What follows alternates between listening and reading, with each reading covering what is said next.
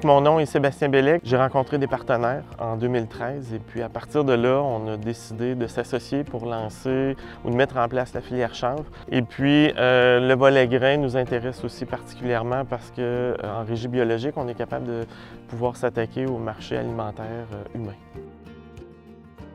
Mon nom, c'est Louis-Philippe Lemay. On a une ferme à Sherbrooke. On fait principalement la culture de foin et de soya.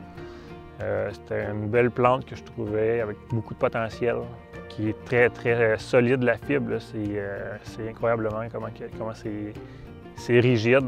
La graine aussi, ça a un bon goût, je trouve. C'est plein d'avenir, je pense, pour cette plante-là.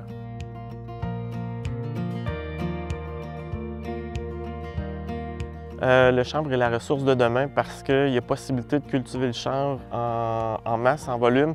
Si on compare un hectare de forêt à un hectare de culture de chanvre, le chanvre va faire 5 fois plus de biomasse, donc fixer 5 fois plus de CO2. C'est une plante qui pousse rapidement, donc on est capable d'avoir de la matière première d'année en année. Ce qui est intéressant du chanvre, c'est qu'on va obtenir aussi le grain, un grain qui est très riche en oméga 3, en oméga 6, oméga 9. Donc à partir de là, on va être capable d'utiliser la plante complètement pour pouvoir la valoriser dans son entièreté.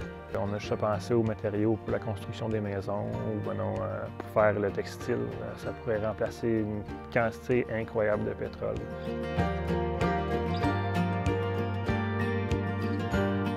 Elle va permettre de revitaliser l'agriculture parce qu'on est face à une agriculture qui est personnellement en fin de cycle de vie, donc issu d'une agriculture de la pétrochimie. Ça va faire toute la différence sur, je vous dirais, la plupart des céréales qu'on cultive présentement au Québec qui vont demander beaucoup de pesticides, beaucoup d'insecticides, alors que le chanvre ne demande rien de ça. Le projet Origine est un projet vraiment divertissant parce qu'on espère que tout ça va permettre de mettre en place, si on veut, une filière ou un réseau de partenaires qui va nous permettre de commercialiser plus de produits, de pouvoir travailler sur la génétique de la plante pour nous permettre de vraiment l'acclimater au climat québécois en fonction des régions, parce que le Québec est grand, puis de faire en sorte qu'on puisse définir ou aller chercher une expertise par rapport à cette plante-là.